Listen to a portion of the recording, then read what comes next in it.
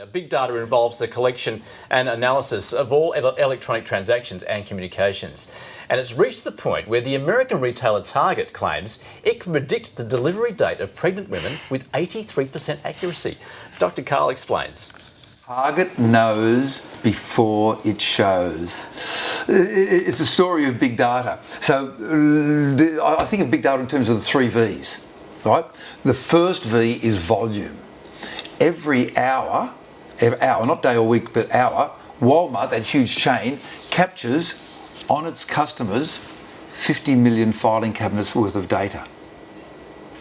50 million filing cabinets worth of data per hour. So there's the volume, there's the velocity. So in America, you can park your car in a parking lot at a supermarket, mall thingy, and on the way in, they'll say, "Oh, Andrew, there's a special on paintbrushes because we know you've been doing a bit of renovating."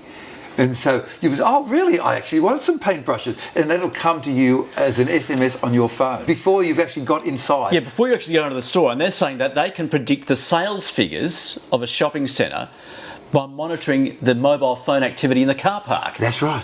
Yes. So we've done the volume and the velocity. And what's the third V? Volume, velocity, and variety. This trail goes behind you. If I wanted to go and buy data on you, which I can do if I'm a company, I would get 75,000 data points. What magazines you read, what sort of shops you go to, what you buy, what you watch, your race, your religion, all sorts of stuff has been coagulated together. So there's this huge, big data out there that's around us. And with regard to Target, what they are trying to do is increase their numbers of customers, increase their sales, and people tend to be sort of glued on. But when women become pregnant, suddenly it's a whole new world. They're totally irrational. They'll start shopping elsewhere. How dare they shop elsewhere? Yes. And so if women will buy certain things out of a basket of 25 products, such as zinc and calcium minerals and unscented lotions, they can say, "Oh, you're probably pregnant." And so going by what one woman had bought, they sent to her at her home a brochure entirely of pregnancy-related products, and some were very cheap. Well, purely because they look back at what she'd been buying. Yes. Out of this basket of 25 products. So she'd just gone there one day and bought a bit of this and a bit of that, and so they said, "You're probably pregnant," and sent it to her home.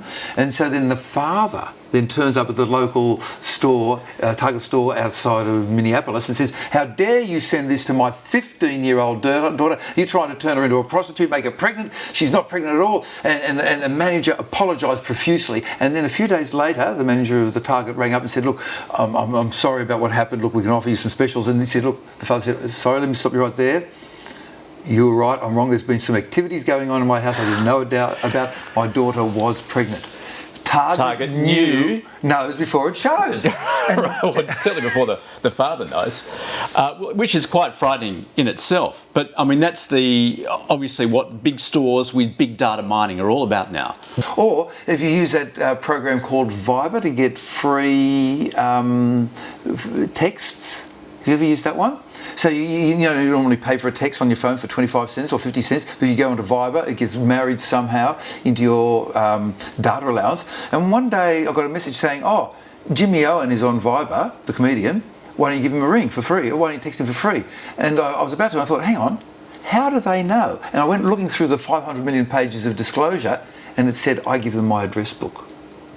They've got my address book, and they know that I know Jimmy Owen and that he likes beer or whatever.